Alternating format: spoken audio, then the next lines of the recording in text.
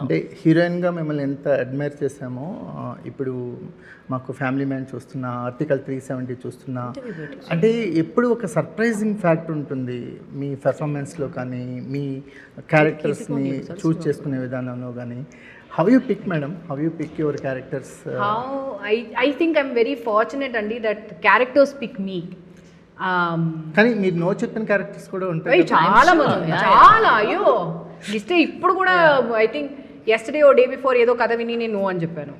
Because నాకు main thing అంటే almost every day నాకు I keep listening every second day you keep listening to so many scripts.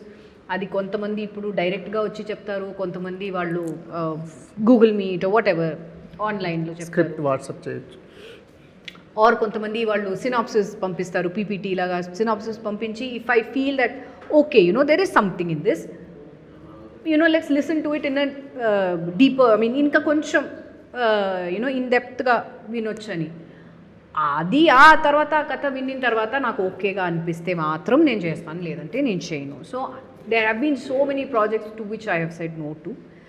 But Saraswati was one project which I could not say no to because honestly I'm not saying just because Varu ikkada that is merit of story, because I love the whole point and Varu I told her also, I said if you like the script you do it. I will not otherwise push and there's no love lost. avunu మనం friends గానే ఉంటాం, అది problem లేదు.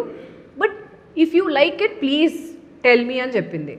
నేను కథ విన్న వెంటనే I said oh this is nice, it's interesting. And ఇప్పుడు చెప్పినాక ఆ ఒక్క there one major point which is not been touched by anybody yet.